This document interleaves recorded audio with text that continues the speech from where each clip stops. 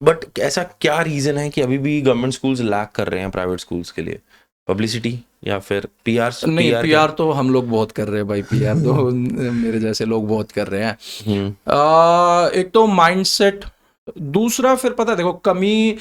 आ, मेरे से ना बहुत लोग पूछते हैं कि तुम अपने बच्चों को प्राइवेट स्कूल में क्यों पढ़ाते हो, ठीक है। भाई माफ और कसम मैंने लिखा हुआ था। ठीक मैं है, पूछने वाला था कि तुम तुम अपने अपने बच्चों को प्राइवेट पढ़ाते हो और नौकरी तुम सरकारी करते हो, तो हाँ। उसका भी रीजन यही है जो अभी वैसे बता रहा हूं कि जो लॉट सरकारी स्कूल में आता है ना, जो माइंडसेट का लॉट आता है, वो आपको फिर थोड़ा सा आप ये कह सकते हो अलग कर देता है प्राइवेट स्कूल से।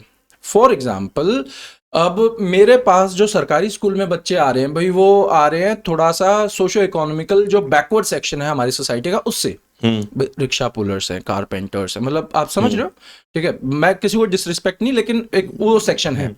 अब उन बच्चों में मैं अपने बच्चों को बैठाऊं, ठीक है। अब मेरा बच्चा घर पे प्ले स्टेशन 5 देख रहा है, ठीक है, वो फीफा देख रहा है, वो सब कुछ देख रहा है।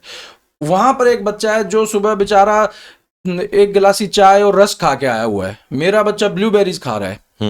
कंपैरिजन, तो उन दोनों बच्चों को जब आप इकट्ठा कर रहे हो ना, तो उनमें से एक के साथ गलत होगा।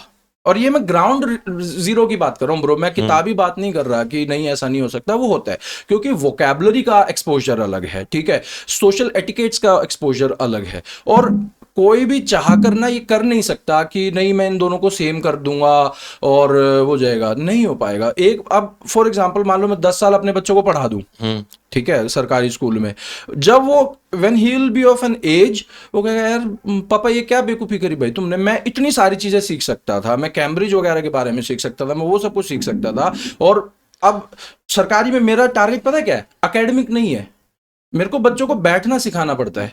क्यों? क्योंकि वो तो ये देख के आए हैं, वो 4 बच्चे इकट्ठे हो रहे हैं कि पिछली रात को ना गली में एक भैया ने दूसरे भैया के चाकू घोंप दिया। अब वो आप समझ रहे हो, माइंडसेट, वो उस माइंडसेट से, उस उस सोसाइटी से एक्सपोजर से आ रहे हैं निकल वो। के आ रहे हैं। मेरा बेटा दूसरे एक्सपोजर से निकल के जा रहा है, तो दोनों को आप एक लेवल पे नहीं ला सकते, और लाओगे तो एक के साथ आप गलत करोगे।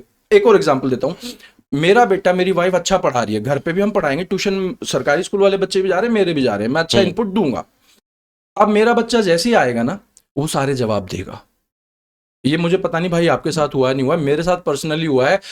जब जब मैं पढ़ता था और सर ने सवाल किया और मेरे से जवाब नहीं हुआ ना, मैं लिटरली खिंच जाता था। उस एक बच्चे से खिंच जाता था जो पहले ही सारे जवाब दे देता था, सर को उसको चुप कराना पड़ता था कि चुप हो जाओ और को जवाब देने दे। लेकिन हमें मौका नहीं मिलता था। Same age if my son goes to the same school where I am teaching and he is answering everything ना, बाकी बच्चों में एक वो कॉम्प्लेक्स आएगा ही आएगा कि यार इनको तो इसको सब कुछ आता है, ये पहले ही बता देता है, सर के सर का है। जो भी है एक्स वाई जेड है। अभी भी जैसे जो सरकारी स्कूल में एक तो टॉपर है ही मेरी क्लास का, बच्चे उस टॉपर से खिंच जाते हैं, बाकी के बच्चे अक्सर आप इसी से पूछते हो, सर यही जवाब देता है हर बार। नहीं, ये तो रीत चली आई है सर। जैसे हम हमारे जैसे क्लास में टॉपर था तो हम उसको मारते थे बाहर निकाल पर रीजन क्यों भाई? क्योंकि और कैसा मैंने क्या किया, मैंने टॉप किया है। वही तो चक्कर है, फिर आप नहीं पढ़ा सकते यार, बहुत सारे डिफरेंसेस हैं सुनने में। बीच में एक बात बोली थी कि जो डिफरेंसेस हैं, हम कभी इस डिफरेंसेस को पूरा कर पाएंगे कि मैं कह पाऊंगा कि यार government school are the good schools? जब तक भाई पेरेंट्स की मेंटालिटी नहीं बदलेगी ना, मुझे लगता है नहीं बदल पाएंगे। मैं अपने बच्चों को स्कूल भेजता हूँ कि मेरा बच्चा कल को भाई कहीं बड़ा सर्जन बने, यूरोप पहुंचे, कुछ ऐसा करे। एक पेरेंट अपने बच्चों को स्कूल भेजता है कि ये घर से निकल जाए।